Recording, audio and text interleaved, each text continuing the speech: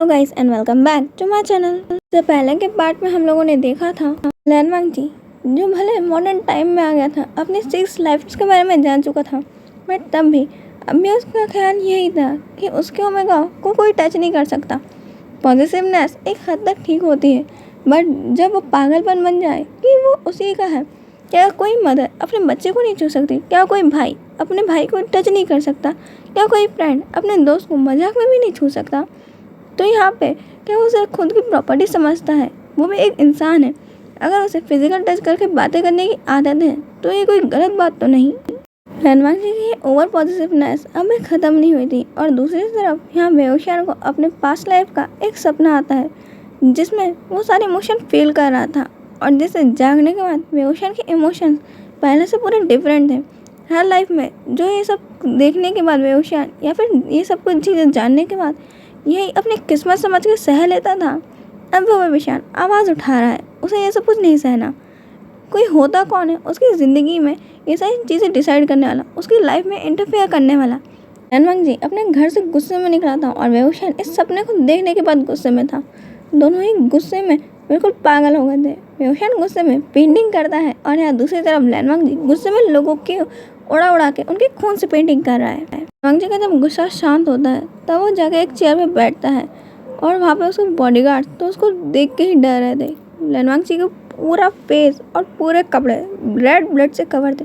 लैनवांग जी ने जो white T shirt पहनी थी वो पूरी रेड हो चुकी थी, और लैनवांग जी उसमें तो डरावना लग रहा था। उसके हाथों में गन, पूरे उसके हाथ ब्लड से सने हुए, उसकी आंखें बिल्कुल गुस्से में लाल, और उसका फेस पूरा इमोशनलेस और बहुत ज़्यादा कोल्ड। लैनवांग जी को ऐसे देख सब लोग डर रहे थे, और वहाँ लैनवांग जी उन सबको मारने के बाद अपने गन को नीचे रखता है, और फिर अपने एक बॉडीगार्ड को अपने पास बुलाता है और कहता है, पूछता है कि ओमेगास को कितनी फ्रीडम मिलनी चाहिए। अल्फा का कहना था कि किसी भी ओमेगा को फ्रीडम देना तो बेकार है, क्योंकि ओमेगा फ्रीडम डिजर्व ही नहीं करते। उनका तो काम है सिर्फ घर पे रहना और अपने हस्बैंड को सर्व करना। इसके सिवा उनके पास काम ही क्या है? सारा काम तो अल्फा करते हैं। लैनवांग जी उसका जवाब सुनता है, बट कुछ कहता नहीं।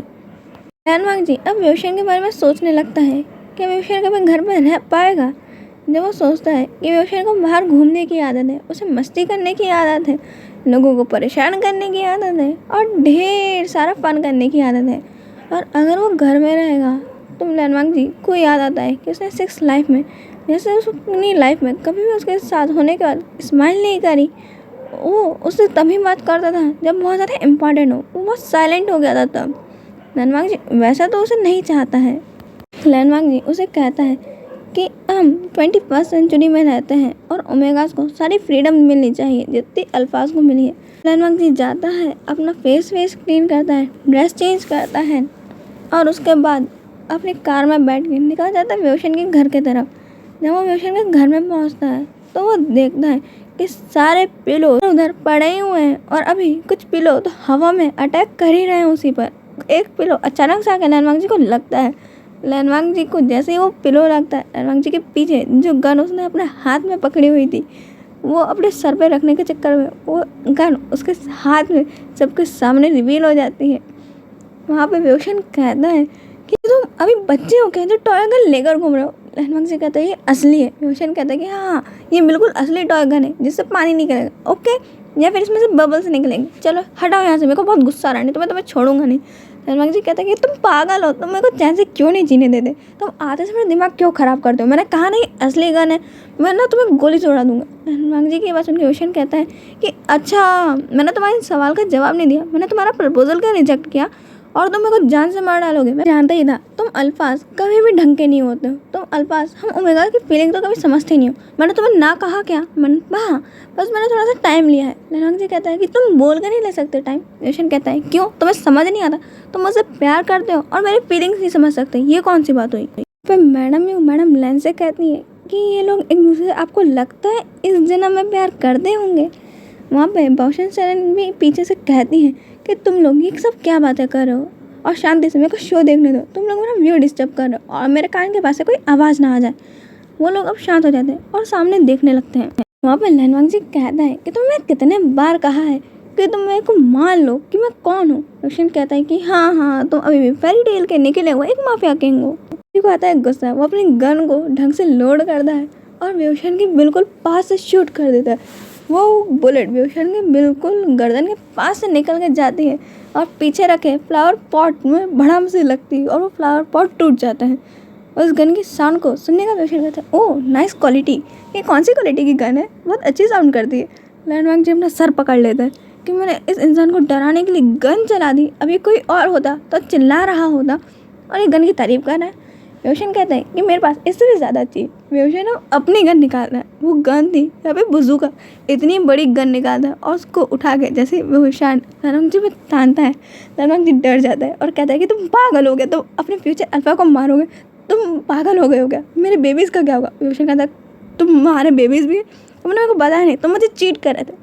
धनवाग जी कहता है कि हमारे फ्यूचर बेबीज़, मैंने फ्यूचर तक प्लान करके रखा हुआ है, मैंने सोचा है कि हमारी पहले बेटी होगी, तुम्हें क्या लगता है। बेहुशन कहता है कि मेरे को अगर बेटा चाहिए तुम बेटी कहाँ से करो, मेरे को तो अब बेटा ही चाहिए और वो भी अल्फा होगा।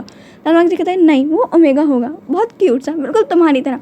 धनवाग जी की बात सुन के बेहुशन कहता है बिल्कुल नहीं, वो एक अल्फा होगा, हॉट हैंडसम सेक्सी, बिल्कुल तुम्हारी तरह।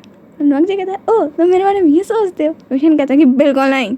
ये कहता है तो ठीक है, वो ओमेगा ही होगी और वो भी बहुत ब्यूटीफुल सी होगी, बिल्कुल तुम्हारी तरह, और उसके लिप्स के नीचे भी मोल होगा जैसे तुम्हारे हैं और उसके लॉन्ग हेयर्स होंगे जैसे मेरे को पसंद है, और हम उसके ना बहुत क्यूट सी ड्रेस बनवाएंगे, एक बनी वाली, तुम्हें क्या लगता है।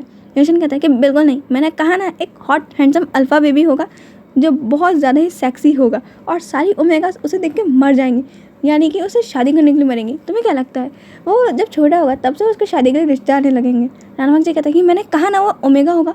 लैंडमार्क जी की बात सुनकर बेहुशन कहता है कि मैं कह रहा हूँ ना कि वो अल्फा होगा। बेहुशन के पीछे से मैडम लैंड कहती हैं कि अभी ये लोग किस बात पे लड़ रहे थे और अब किस पे लड़ रहे हैं, मुझे कुछ समझ नहीं आ रहा है। वहाँ पे मैडम लैंड कहती हैं पर इन्हें कोई बताओ कि हम भी यहाँ पे हैं, और ये कैसी बातें कर रहे हैं बेशरम बच्चे। नीचे बेहुशन जो बैठी हुई थी वो कहती है कि तुम लोग चुप हो जाओ, मेरे को देखने दो। बेहुशन और लैंडमार्क जी ऐसे ही कहते कहते आगे बढ़ रहे थे कि अल्फा होगा ओमेगा होगा, और इतने आगे बढ़ जाते हैं कि उनके पास ज़मीन कम पड़ जाती है और दोनों एक दूसरे से टकरा जाते हैं। उन दोनों की चेस्ट एक दूसरे से लगती है और उन दोनों का सर भी भड़का जाता है। बेहुशन कहते हैं कि वापस सर भड़काओ नहीं तो काला कुत्ता काटेगा। लैंडमार्क जी कहता है हैं ये कौन सी चीज़ है, पर बेहुशन उसका सर भड़काता है जो थोड़ा ज़्यादा ही जोर से होता है। लैंडमार्क जी अपना सर पकड़ के बैठ जाता है और कहता है कि तुम पागल हो गया, मेरा सर क्यों तोड़ा। बेहुशन कहता है कि कैसे इंसान हो, एक ओमेगा ने सिर्फ हल्का सा क्या किया तुम तो रोने लग गए। लैंडमार्क जी कहता है ओ अच्छा ज़रा इधर आना, मैं बताता हूँ कि इस ओमेगा ने क्या किया। और ऐसा कहते हुए लैंडमार्क जी बेहुशन की वेस्ट में उसको गुदी गुदी करने लगता है। बेहुशन कहता है कि बस बस अब मत करो, मेरे को बहुत हंसी आ रही है। और बेहुशन लैंडमार्क से छूट गया, वहाँ भागने लगता है। बेहुशन पूरे कॉरिडोर में भाग रहा था और उसके पीछे लैंडमार्क जी। बेहुशन के फेस पे एक बहुत ब्यूटीफुल सी स्माइल थी और लैंडमार्क जी भी।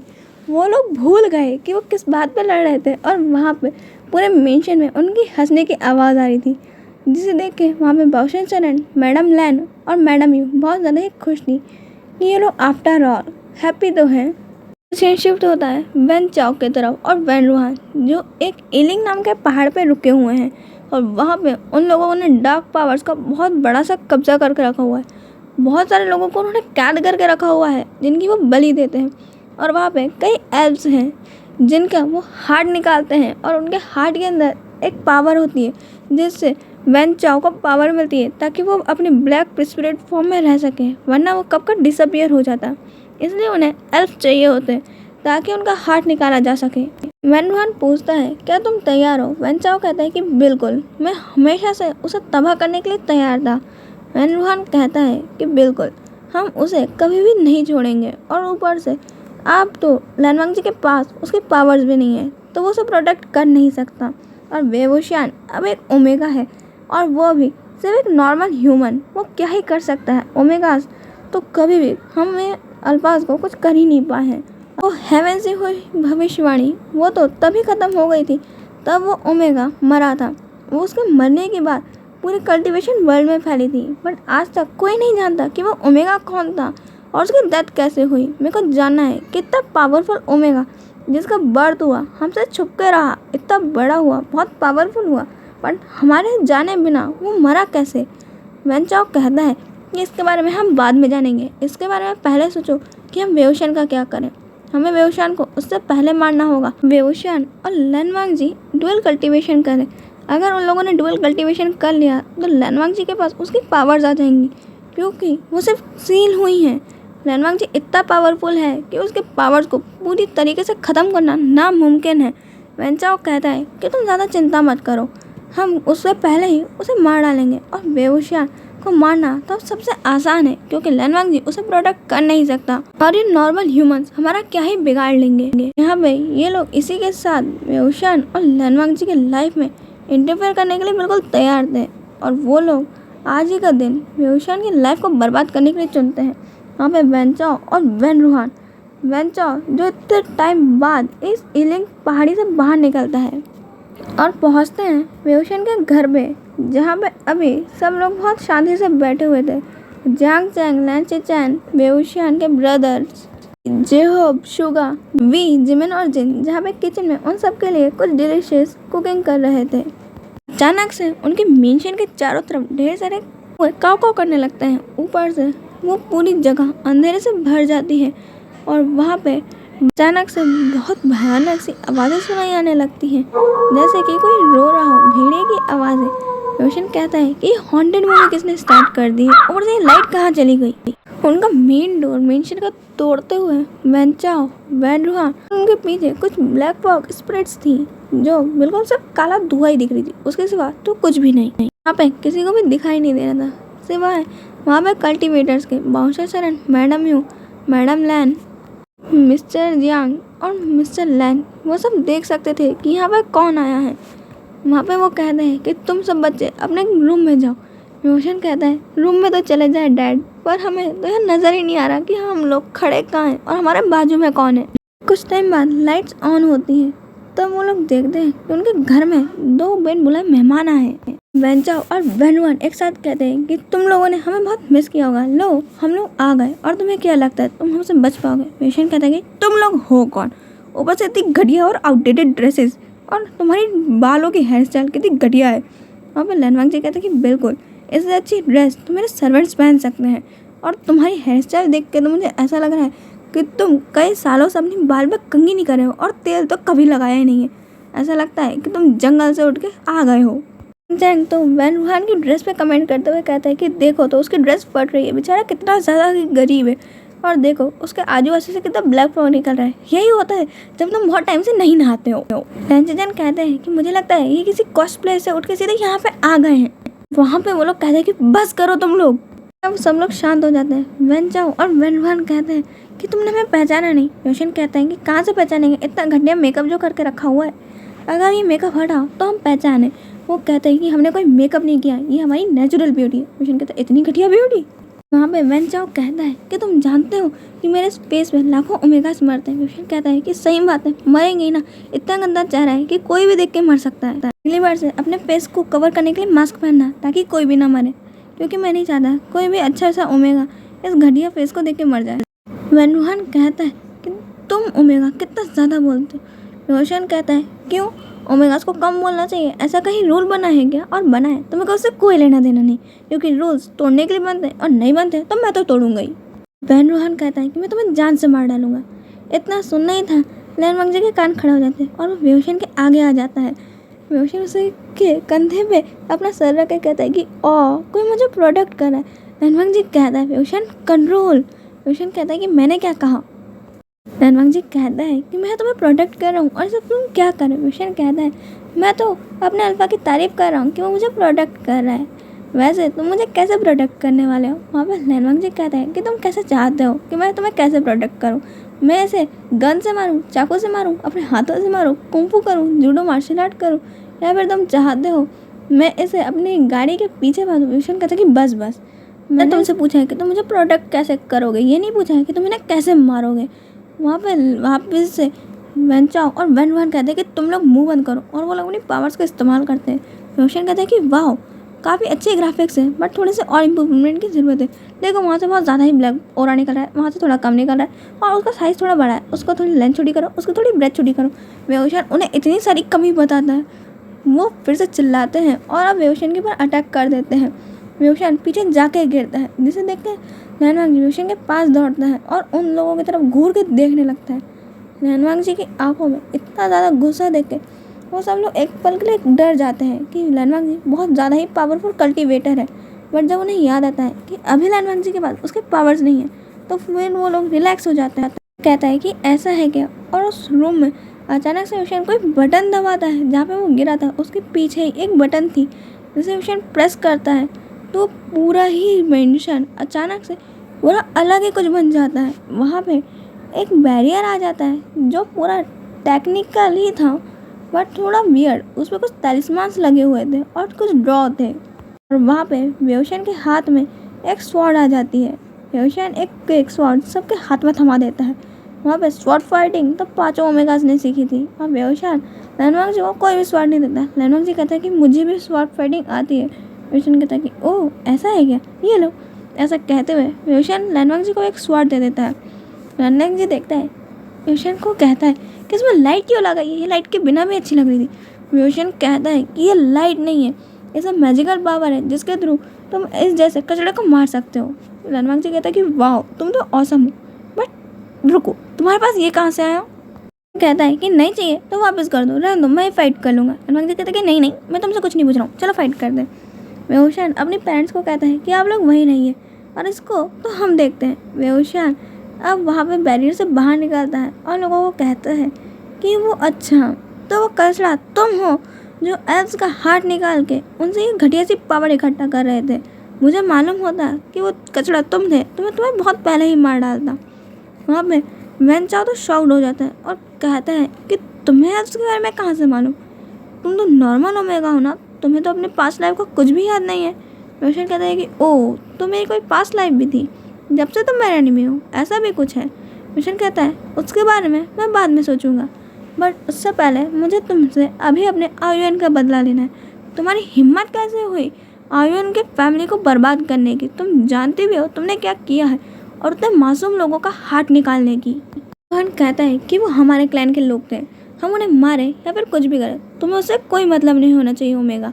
रोशन कहता है कि ओ तो ओके बुढ़े, तो सुन ले मेरी बात, बार बार मेरे को ओमेगा ओमेगा कहे जा रहा है तो सुन, मेरे को भी कोई मतलब नहीं कि मैं तुम्हें कैसे मारूं। मैं तुम्हारी एज को देख के थोड़ी रिस्पेक्ट कर रहा था, बट नहीं, ओमेगा ओमेगा ओमेगा कोई नाम है, अगर इतने सालों से जानते हो तो नाम भी पता होगा, नाम से बोल लेता। वैनचाओ तो वेओशन का तेवर देख के शॉक्ड में था कि जो वेओशन अपनी पास्ट लाइफ में सबको इतनी रिस्पेक्ट देता था वही उसके साथ कितना भी बुरा कर दे कुछ बोलता नहीं था।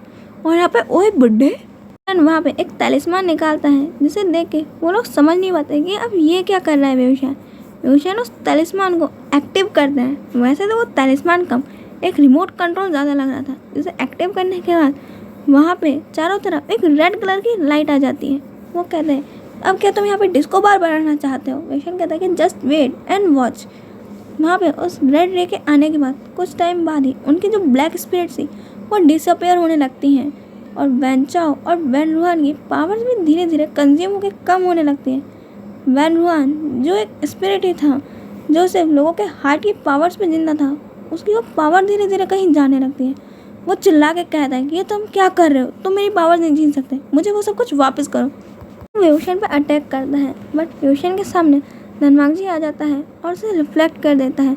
लैनवांग जी वेओशन को प्रोटेक्ट करते हुए कहता है कि तुम्हारी इतनी हिम्मत। करते हुए लैनवांग जी और वैन रूहान की फाइट होने लगती है, जहाँ पे वैन रूहान की पहले से ही उस तलिस्मान की निकलती हुई उस रेड लाइट के कारण वैसे ही पावर कम थी, इसलिए लैनवांग जी उसे जल्दी हरा देता है और अब सिर्फ वैनचाओ बचता है जो फिर से शॉक्ड था कि वो फिर से हार रहा है। सालों में कुछ नहीं बदला। लैनवांग जी भले ही अपनी पावर्स को नहीं पहचानता है बट अब भी हमें हरा सकता है। सारी की सारी इस ओमेगा की गलती है ना, वो यहाँ पे ये घटिया सा तलिस्मान चालू करता है और ये क्या टेक्नोलॉजी से मिला के उसने कमाल करा है। इसने पूरे हिस्टोरिकल रिचुअल्स का, हिस्टोरिकल स्क्रिप्चर्स का पता नहीं कौन सा घटिया मिक्सचर बनाया। मैं इस ओमेगा को जिंदा नहीं छोड़ूंगा। फाइट करने आ ही रहा था, वो सब ओमेगास भी उससे फाइट करने के लिए रेडी थे बट उसका सिर्फ एक वार और वो सब दूर जाके गिरते हैं। वेओशन और उन सभी लोगों के मुंह से ब्लड आने लगता है। लैनवांग जी के मुंह से बहुत ज़्यादा ब्लड आता है। वेओशन उसके पास जाता है, वहाँ पे सब लोग एक दूसरे को संभालते हैं। अब बाओशन सरन सामने आती हैं और अपनी स्वॉर्ड को अपनी मैजिक से समन करती हैं और वहाँ पे अटैक कर देती है। बाओशन सरन का एक वार और वैनचाओ का सर उसके धड़ से अलग, उसका सर उसके धड़ से अलग गिरता है और वहाँ पर सब लोग ये देख के शॉक्ड कि ये ग्रैंड मदर ने क्या किया। चलिए इतना ही, हम मिलेंगे नेक्स्ट पार्ट में। Bye bye.